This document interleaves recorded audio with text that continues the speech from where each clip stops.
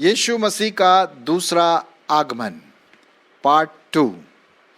मेरी आशा है कि आपने पार्ट 1 पहले सुना होगा कि किस प्रकार से प्रभु यीशु मसीह ने कुछ ऐसे चिन्ह दिखाए थे, बताए थे कि होने वाली हैं, और वो हमारे सामने, हमारी आंखों के सामने अभी हो रही है, जो इस बात का प्रतीक है कि प्रभु यीशु मसीह जल्द आने वाला है, शीघ्र आने वाला। और जैसे प्रभु यीशु मसीह ने कहा, देखो मैं शीघ्र आ रहा हूँ। आइए अब इसका दूसरा भाग देखें। और कुछ चिन्ह प्रभु यीशु मसीह ने दिखाए जिससे ये प्रतीत होता है, ये हमें पता चलता है कि बहुत जल्दी प्रभु यीशु मसीह अपने लोगों को लेने के लिए आ रहे हैं। सो आइए मैं इसके लिए पढ़ूंगा। इससे पहले कि मैं कुछ बातें बताऊं, आप ध्यान दीजिए परमेश्वर के वचन से और फिर हम आगे बढ़ेंगे। मत्ती उसका 24 अध्याय, पिछली बार मैंने 1 से 13 पढ़ा था, आज मैं 14 से आगे पढ़ूंगा। मत्ती उसका 24 अध्याय और उसका 14 पद। और राज्य का यह सुसमाचार सारे जगत में प्रचार किया जाएगा कि सब जातियों पर गवाही हो, तब अंत आ जाएगा। इसलिए जब तुम उस उजाड़ने वाली घृणित वस्तु को, जिसकी चर्चा दानियल भविष्यद्वक्ता के द्वारा हुई थी, पवित्र स्थान में खड़ी हुई देखो, तो जो यहूदिया में हो वो पहाड़ों पर भाग जाए, जो छत पर हो वो अपने घर में से सामान लेने को न उतरे, और जो खेत में हो वह अपना कपड़ा लेने को पीछे न लौटे। उन दिनों में जो गर्भवती और दूध पिलाती होंगी उनके लिए हाय हाय। और प्रार्थना करो कि तुम्हें जाड़े में या सब्त के दिन भागना ना पड़े, क्योंकि उस समय ऐसा भारी क्लेश होगा जैसा जगत के आरंभ से न अब तक हुआ और न कभी होगा। और यदि वे दिन घटाए न जाते तो कोई प्राणी न बचता, परंतु चुने हुओं के कारण वे दिन घटाए जाएंगे। उस समय यदि कोई तुमसे कहे कि देखो मसीह यहाँ पर है या वहाँ है, तो विश्वास न करना, क्योंकि झूठे मसीह और झूठे भविष्यद्वक्ता उठ खड़े होंगे और बड़े चिन्ह और अद्भुत काम दिखाएंगे कि यदि हो सके तो चुने हुओं को भी बहका दें। देखो मैंने पहले से तुमसे ये बातें कह दिया है, इसलिए यदि तुम उससे कहो देखो वो जंगल में है, तो बाहर न निकलना, देखो वो कोठरियों में है, तो विश्वास न करना। क्योंकि जैसे बिजली पूरब से निकलकर पश्चिम तक चमकती है, वैसा ही मनुष्य के पुत्र का भी आना होगा। जहां लाश हो वहीं गिद्ध इकट्ठे होते हैं। उन दिनों के क्लेश के बाद तुरंत बाद सूर्य अंधियारा हो जाएगा और चांद का प्रकाश जाता रहेगा, और तारे आकाश से गिर पड़ेंगे और आकाश की शक्तियां हिलाई जाएंगी। तब मनुष्य के पुत्र का चिन्ह आकाश में दिखाई देगा, और तब पृथ्वी के सब कुलों के लोग छाती पीटेंगे और मनुष्य के पुत्र को बड़ी सामर्थ और ऐश्वर्य के साथ आकाश के बादलों पर आते देखेंगे। और वह तुरही के बड़े शब्द के साथ अपने स्वर्गदूतों को भेजेगा, और वे आकाश के इस छोर से उस छोर तक चारों दिशा से उसके चुने हुए इकट्ठे करेंगे। सो मेरे प्रियो, हम यहाँ पर देखते हैं, मैंने ये पद आपका 31 तक पढ़ा। सो हम वापस चलेंगे और 14 पद से देख लेंगे। और जब मैं पढ़ रहा तो ज़रूर है कि आपने कुछ बातें सीखी होंगी कि किस प्रकार से हमारे प्रभु यीशु मसीह का आना और होगा, जो चिन्ह और जो प्रभु यीशु मसीह ने दिया। पहले एपिसोड के बारे में जो चिन्ह प्रभु यीशु मसीह ने दिया, जो मैंने आपको बताया, और अभी जो 14 पद से मैंने आपके लिए पढ़ा।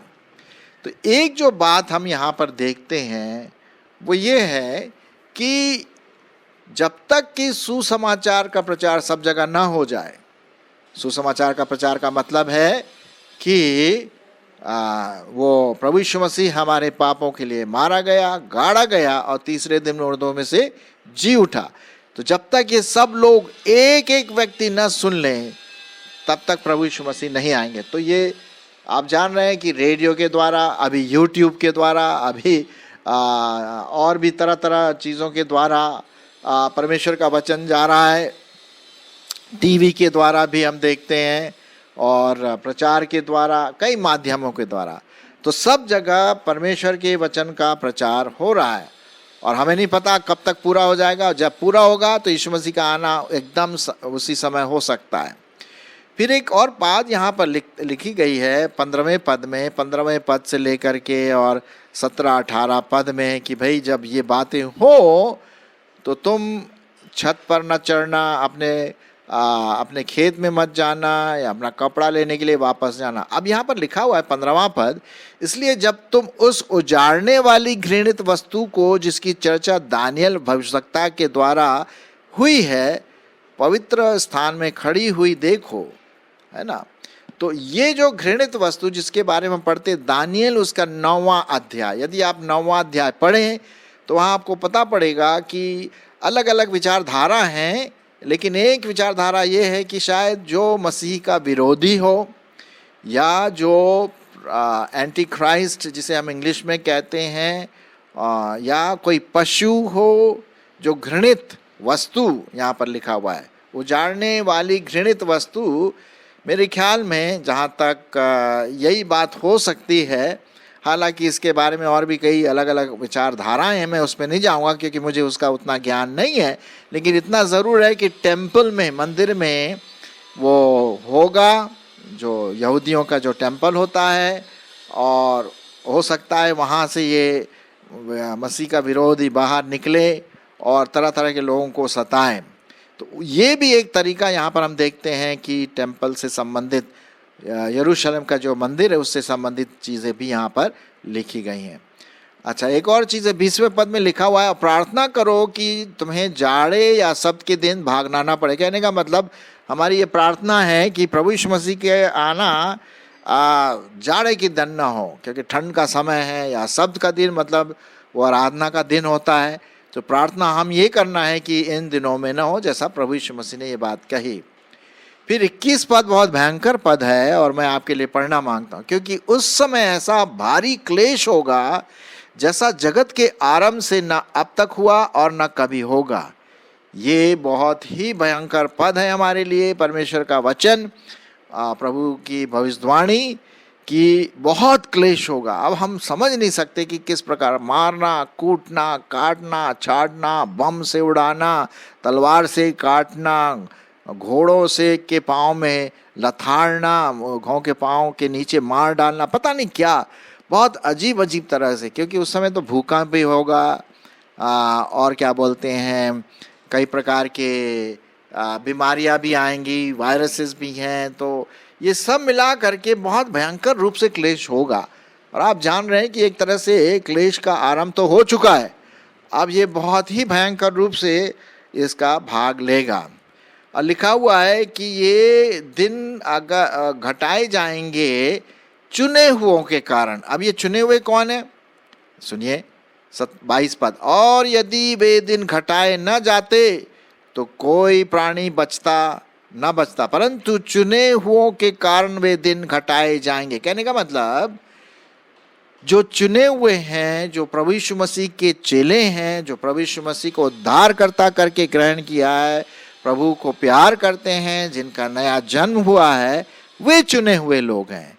उनको प्रभु ने चुन लिया, मुझे प्रभु ने चुन लिया। और आप अगर विश्वासी हैं तो प्रभु ने आपको चुना है। हर विश्वासी, हर मसीही को जो प्रभु से प्यार करता है, परमेश्वर ने उनको स्वर्ग के लिए चुना है। तो उनके कारण शायद दिन, ये क्लेश के दिन घटाए जाएं। ठीक है। अच्छा, एक और चीज़ है, उस समय क्या होगा प्रभु यीशु के आने से पहले, 23 पद, 24 पद और हाँ पढ़ लेते हैं। उस समय यदि कोई तुमसे कहे कि देखो मसीह यहाँ पर है या वहाँ पर है, तो विश्वास न करना। जैसे मैंने पिछले एपिसोड में कहा था, भाग 1 में, कि कई लोग बोलेंगे भाई देखो मसीह यहाँ पर आ गया, मसीहा का रूप आ गया, शांति का दूत आ गया। नहीं, मसीह तो आएंगे बादलों के साथ। क्यों, अभी आगे पढ़ते हैं हम इसके बाद बारे में, है ना। वो बादलों के साथ आएंगे अपने लोगों को लेने के लिए, और कोई दूसरा मसीहा नहीं है। आप इस बात का ध्यान दे दीजिए और दूसरों को भी इसके बारे में बताइए कि और कोई दूसरा मसीहा नहीं है, सिर्फ एक ही प्रभु यीशु मसीह है जो बादलों में आएंगे। तो जब भी हम बादल की ओर देखते हैं तो याद रखें, वही ये बादल हैं जो चिन्ह बताएंगे कि एक दिन यहीं से प्रभु यीशु मसीह आएंगे। अच्छा, फिर क्या है 24 पद में, क्योंकि झूठे मसीह और झूठे भविष्यवक्ता उठ खड़े होंगे और बड़े बड़े चिन्ह और अद्भुत काम दिखाएंगे, और यदि हो सके तो चुने हुओं को बहका भी देंगे। ये लीजिए साहब, ऐसा भी हो सकता है कि ये जो झूठे भविष्यवक्ता है, मसीही के विरोधी हैं, और जो एक प्रकार का राजा टाइप जैसे बनता है, ये अद्भुत काम कर सकते हैं, अद्भुत काम और बड़े बड़े चिन्ह, जैसे कि आग डाल देना अचानक से ऊपर से नीचे, या किसी को जला देना, या कोई अगर बीमार है तो उसको ठीक कर देना। आजकल अन्य जातियों में भी आपने देखा होगा कि कई बीमारियां ठीक होती हैं ईविल स्पिरिट के द्वारा, बुरी आत्मा के द्वारा, शैतान की शक्ति के द्वारा, ताकि लोग शैतान के पीछे भागें। जी हाँ, और हमें से कई लोग ऐसे हैं जो विश्वासी जो बोलते हैं कि भैया हमारा प्रार्थना तो प्रभु सुनता नहीं है, हम जो झाड़ू फूंक करने वाले, भूतों को भगाने वाले, उनके पास जाएंगे और वो हमारी बीमारी को भगाएंगे, हमारे इस प्रॉब्लम को सॉल्व करेंगे। नहीं नहीं नहीं नहीं, ये मेरे प्रियो आप होशियार रहिए, ये आने वाले हैं, झूठे मसीह हैं, झूठे भविष्यवक्ता हैं, ये खड़े होंगे, बड़े चिन्ह दिखाएंगे, अद्भुत काम करेंगे, ताकि जो विश्वासी हैं उनके मन को भटका दें। जी हाँ, तो इस बात का आप ध्यान रखिए। और इसीलिए प्रभु यीशु मसीह क्या कहते हैं, भाई देखो मैंने तुमसे ये बातें सब कुछ पहले से कह दी हैं। 25वें पद में क्या लिखा है, मत्ती उसका 24 अध्याय और 25 पद में क्या लिखा है, देखो मैंने पहले से ही तुमको ये सब बातें क्या कर दिया है, बता दिया है खुले रूप से, ताकि तुम होशियार रहो, सावधान रहो कि किसी और चीज़ों में, धोखे में आप ना आओ। अच्छा, थोड़ा और आगे देख लेते हैं, और फिर लिखा हुआ है कि 26 पद, इसलिए यदि वो तुमसे कहे देखो वो जंगल में है, बाहर मत निकलना, देखो वो कोठरियों में, विश्वास नहीं करना। क्योंकि प्रभु यीशु मसीह कैसे आएंगे, कोठरियों में नहीं आएंगे चुपचाप से, जंगल में नहीं आएंगे, या इधर उधर से नहीं आएंगे। कैसे आएंगे, जैसे एकदम से आपने बिजली तो कड़कते हुए देखी होगी बरसात के दिन में, है कि नहीं, और कैसे कड़कती, बाप रे बाप, बहुत जबरदस्त, एक छोर से दूसरे छोर तक ऐसा चमकता है कि कभी कभी पूरा रात के अंधेरे में पूरा रोशनी चमक जाती, रोशनी दिखाई देती है। और अगर वो बिजली किसी घर में गिर गई या पेड़ में गिर गई तो जल जाता है, आदमी मर गए कई लोग, इतनी भयंकर होती है बिजली। तो हम देखते हैं 27वें पद में प्रभु यीशु मसीह वैसे आएंगे एकदम से जैसे कि बिजली चमकती है। मैं आपके लिए पढ़ूंगा 27 पद, क्योंकि जैसे बिजली पूरब से निकलकर पश्चिम तक चमकती जाती है, वैसे ही मनुष्य का पुत्र भी आना होगा, उस प्रभु यीशु मसीह का आना होगा। जी हाँ, ऐसा लिखा हुआ है। हाँ, और लिखा हुआ है कि उन दिनों के क्लेश के बाद तुरंत अंधियारा, सूरज क्या है, अंधियारा हो जाएगा और चांद का प्रकाश भी जाता रहेगा। आप जानते हैं अगर सूरज नहीं है तो चांद में तो प्रकाश आएगा नहीं, क्योंकि चांद में प्रकाश कहाँ से आता है, सूरज से आता है। तो सूरज जब अंधियारा हो जाएगा तो चांद भी अंधियारा हो जाएगा, है कि नहीं। और तारे आकाश से गिर पड़ेंगे और आकाश की शक्तियां हिलाई जाएंगी। कहने का मतलब बहुत भयंकर रूप से होगा भाई। मतलब मुझे पढ़ते समय भी थरथराहट सी कंपन सी आती है, क्योंकि जब प्रभु यीशु मसीह के बस बिल्कुल आने से पहले ये सब बातें, और जब वो आएंगे तो ये सब बातें होंगी, जब वो अपने बादलों के साथ वो आएंगे। तब लिखा हुआ है 30 पद, तब मनुष्य के पुत्र का चिन्ह आकाश में दिखाई देगा, और तब पृथ्वी के सब कुलों के लोग छाती पीटेंगे और मनुष्य के पुत्र को बड़ी सामर्थ और ऐश्वर्य के साथ आकाश के बादलों पर आते देखेंगे। जैसे कि यहाँ पर पेंटिंग दिखा रहा है ना आपको, पेंटिंग जो है चमकदार है, येलो वाइट लाइट, पीला और वाइट लाइट, सफ़ेद लाइट में चारों तरफ ब्लू कलर में वहाँ पर बादल छाए हुए और प्रभु यीशु मसीह आ रहे हैं। हम कल्पना भी नहीं कर सकते, हम इसके बारे में कल्पना भी नहीं कर सकते। बड़े ऐश्वर्य के साथ आकाश के बादलों पर प्रभु यीशु मसीह आएंगे और वह तुरही के बड़े शब्द के साथ अपने स्वर्गदूतों को भेजेगा और वे आकाश के इस छोर से उस छोर तक चारों दिशा से उसके चुने हुओं को क्या करेंगे? इकट्ठा करेंगे। आमीन। कितना बढ़िया लिखा हुआ है। ये साहब परमेश्वर का वचन है और इसलिए हमें बहुत होशियार रहना है कि क्या हम प्रभु के हैं, क्या हम प्रभु से मिलने के लिए तैयार हैं। जैसा कि ये प्रश्न पूछ रहा है यहाँ पर, यदि आप इस स्लाइड को देखें, इस पिक्चर को देखें, क्या आप तैयार हैं? देखो मैं शीघ्र आने वाला हूँ। मैं एक और पद आपके लिए पढ़ूंगा इसी से संबंधित जो प्रभु यीशु मसीह ने कहा, और वो पाया जाता है मैं आपके लिए पढ़ूंगा 15वां पद से, पहला थेसलोनियो उसका 4 अध्याय 15वां पद आगे। पहला थेसलोनियो उसका 4 अध्याय 15, 16, 17 वगैरह। ठीक है, सुनिए क्या लिखा हुआ है। क्योंकि हम प्रभु के वचन के अनुसार तुमसे ये कहते हैं कि हम जो जीवित हैं और प्रभु के आने तक बचे रहेंगे तो सोए हुओं से कभी आगे ना बढ़ेंगे। क्योंकि प्रभु आप ही स्वर्ग से उतरेगा, उस समय ललकार और प्रधान दूत का शब्द सुनाई देगा और परमेश्वर की तुरही फूकी जाएगी और जो मसीह में मरे हैं वे पहले जी उठेंगे और तब हम जो जीवित और बचे रहेंगे उनके साथ बादलों पर उठा लिए जाएंगे कि हवा में प्रभु से मिलें और इस रीति से हम सदा प्रभु के साथ रहे।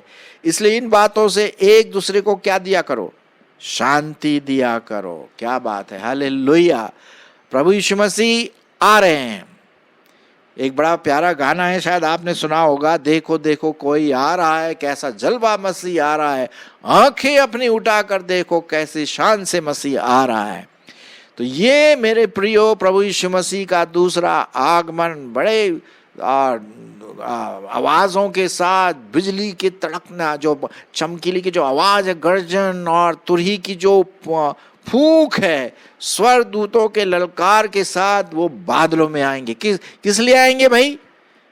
जो प्रभु के चुने हुए लोग हैं, जो प्रभु को प्यार करते हैं, जिनका नया जन्म हुआ है, जिनका उद्धार हुआ है, जिन्होंने प्रभु यीशु मसीह को ग्रहण किया है, उन लोगों के लिए तो भैया गुड न्यूज़ है। लेकिन जो प्रभु यीशु मसीह को नहीं ग्रहण किया, उसका तिरस्कार किया, उसके लिए तो बैड न्यूज़ है भैया। उनको तो स्वर्ग में नहीं ले जाएगा। मैं ये नहीं कह रहा हूँ अपनी तरफ से, ये परमेश्वर का वचन कहता है, इसलिए हमें तैयार रहना है। आप दूसरों को बताइए इसके बारे में, जी हाँ, कि वे भी तैयार रहें। सो मेरे प्रियो, आइए हम उस प्रभु यीशु मसीह का इंतज़ार करें। वो आने वाला है और अपने लोगों को लेने आने वाला है। क्या हम तैयार हैं? न सिर्फ प्रभु यीशु मसीह को ग्रहण किया, लेकिन क्या हम अपने आप को आत्मिक रूप से साफ करते रहते हैं, आत्मिक रूप से सजाते हैं? क्या हम परिपक्व होते जा रहे हैं? देखिए, जब किसी की शादी होती है तो दुल्हन क्या करती है? अरे आप जानते होंगे, दुल्हन अपने आप को खूब सजाती है। क्यों सजाती है भाई? उसका दूल्हा मिलने वाला है, शादी के दिन उसका दूल्हा आएगा, तो वो अपने दूल्हे को और दूसरे लोगों को दिखाने के लिए एक महीने पहले खूब रगड़ाई, घिसाई और डेंटिंग और पेंटिंग जो भी है वो करते हैं ताकि बहुत सुंदर दिखाई दे, है कि नहीं? और शादी के दिन वो बेस्ट दिखाई देते हैं और तब उसका दूल्हा जो है उसे देखता है और प्रसन्न होता। आत्मिक रीति से हमारा दूल्हा कौन है? हमारा दूल्हा प्रभु यीशु मसीह है और हम उसकी दुल्हन है। हम जो प्रभु यीशु मसीह की कलीसिया है, प्रभु यीशु मसीह के लहू से हम जो खरीदे गए हैं, प्रभु यीशु मसीह को उद्धारकर्ता ग्रहण किया, हम जो उसकी बेटे और बेटियां हैं, हम उसकी दुल्हन है। कलीसिया उसकी दुल्हन है, चर्च उसकी दुल्हन है। तो हमें भी साज सज्जा के साथ अपने आप को तैयार करना है आत्मिक रीति से, ताकि जब वो आए तो हमें पवित्रता में देखे, शुद्धता में देखे, परिपक्वता में देखे। इस प्रकार से जब हम मिलेंगे उनसे, कितनी खुशी की बात होगी। और हमेशा हमेशा हम प्रभु के साथ होंगे। सो मेरे प्रिय भाई बहनों और सब लोगों, देखो प्रभु यीशु मसीह शीघ्र आ रहा है और हम तैयार रहें। और दूसरों को भी, जो नॉन क्रिश्चियन है, जो अन्य जाति के लोग हैं, जो प्रभु को नहीं जानते, उनको भी इस शुभ संदेश के बारे में दूसरों को बताएं। आमीन।